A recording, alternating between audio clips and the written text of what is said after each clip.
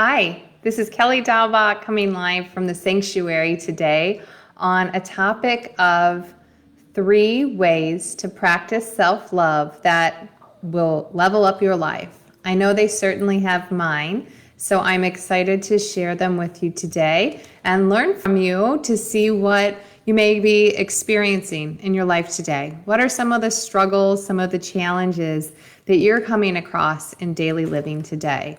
After all, one thing that I do know for sure is we are all seeking the same joy and happiness in our lives as one another. And so we too often experience the similar struggles of stress and challenges in our lives.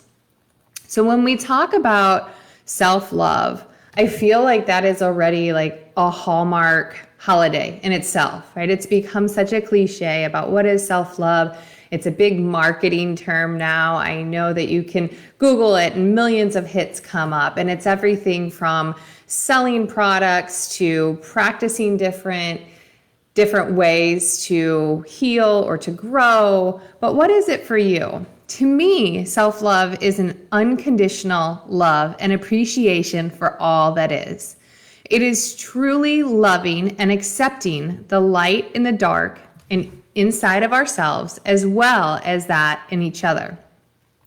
And considering the definition of self-love, I'd really like to share with you some of the 3 most impactful ways that I practice self-love in my current days, right? I've practiced self-love in many different ways, and I'm sure there will be new ways in the future. But to share with you today some of my top 3, the first one is recognizing that you are whole in everyday life, right? We always think sometimes we're not whole. We need more of something. We need a little bit of this and then we'll be complete. We need a little bit of that and then we'll be complete. If we could just get rid of that, we'll be complete. You are whole. You are not a part of a human that needs a little bit more of a characteristic to complete your DNA. You are born complete and you are whole just the way you are. Today, yesterday, and tomorrow, you are complete. And a way that I practice the simple remembering of this principle is when I'm experiencing emotion. Pick any emotion. For instance, if you want to pick one that, we get a little bit uncomfortable in, maybe it's sadness, maybe if it's fear or guilt, you consider the polar opposite of that emotion. So if you're feeling sadness, feel joy. And without the sadness, you couldn't experience the joy because your mind knows the polar opposite of both.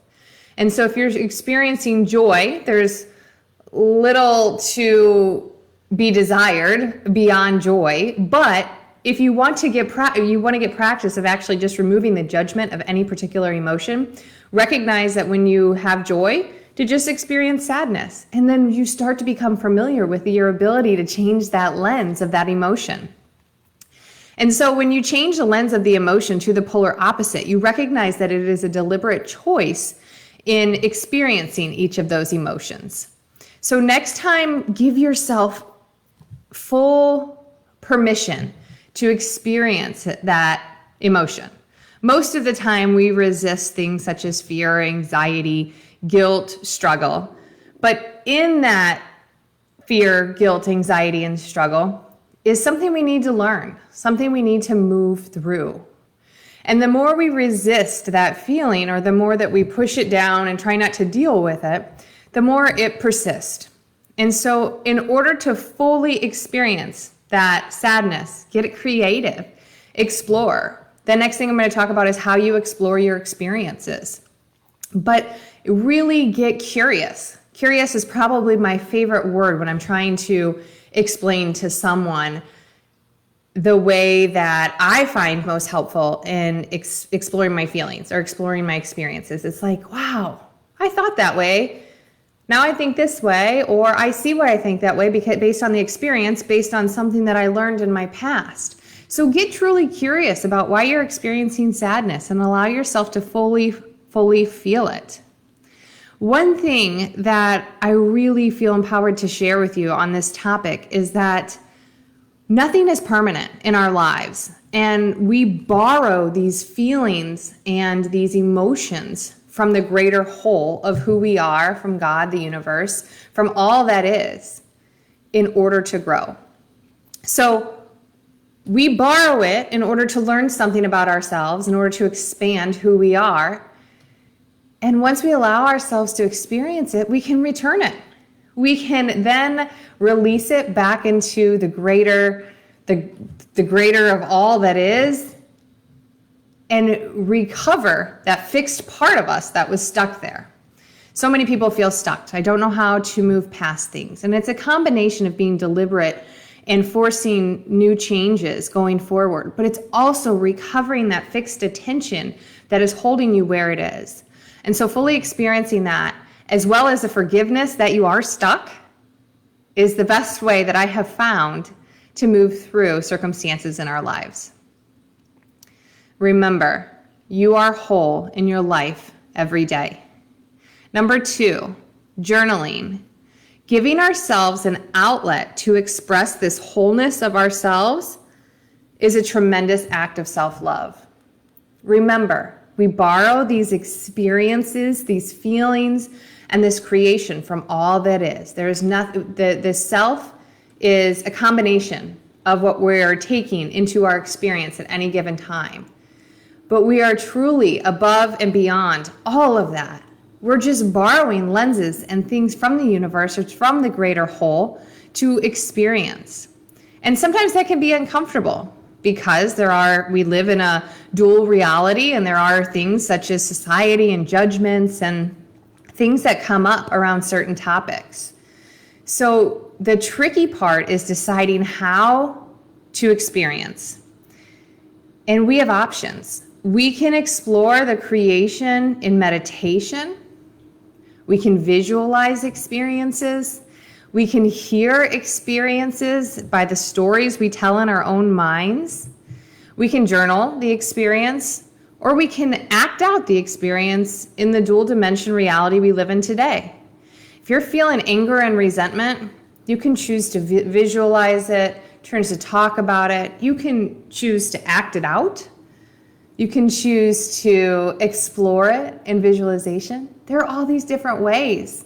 And as we elevate our own consciousness, and thus this collective consciousness, we have more and more and more space and more ways to experience, and that is a beautiful thing. We can save the love and compassion in connecting with each other, and we can decide if we want to continue to share the fear, the hate, the lies, the betrayals, even the forgiveness of ourselves that are experiencing those in the same way. Or we can choose to experiencing them so that we can release them and let them go.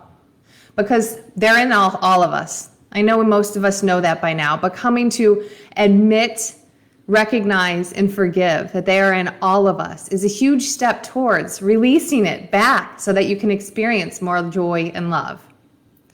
So journaling these experiences is a very private way and a very easy way to move through and release attachment to experiences. And number 3, choose something at the beginning of every day that is going to get you closer to where you want to be. One thing, that's it. Don't choose for the week, choose for the day. Creating small changes by executing our power of choice is the only sure way to create habits, right? You're over here and you want to be over here. If you have good 2 days in a row and you decide, oh, I've made a lot of bad choices, I got to start over. And then you have maybe a good 1 day in a row or 3 days in a row, and then you got to start over. Imagine if you could create momentum and that your goal was to just make one positive choice during the day that builds. And then there's no such thing as going backwards in your mind. There's no such thing as moving away from your target of going over here. Small, sustainable changes is the best way to create a habit. And once you create a habit and you get over what we say in our minds is 50% the way there, then the likelihood of having to go back or revert back becomes just law of the universe. You're closer over here than you are over here. So it's more likely that you're going to continue. But the quickest way there is through small, sustainable changes. As I'm saying this, we often teach what we need to learn in our own lives. So I'm going through this as well. It is not about these big, drastic person that you have to become. It's not about the end result. It's about being conscious every day and where we are and making the best decision we can to become the next version of ourselves. And many of us spend a significant amount of time in discouragement and fear because we have an unrealistic expectation of how change truly happens. And transformation in this life experience is a journey, and we all know that. But if you want to have a personal development goal of starting a business, perhaps first decide what you enjoy doing. Maybe you want to get more fit. How about you just take a walk today? Make a deliberate choice every day and allow it to come naturally. I find struggle when I say on Monday I'm going to do this, Tuesday I'm going to do this, Wednesday I'm going to do this, and then all of a sudden I get to Wednesday and I'm like, well, I don't really feel like doing that. So I just kind of poo-poo on my goal. But if I allow myself to choose in the moment, perhaps plan, but also choose in the moment if something else feels right, then you're more likely to stick towards your goal. Allow yourself to be in the present of the moment, in addition to allowing yourself to have a structure or a plan to follow.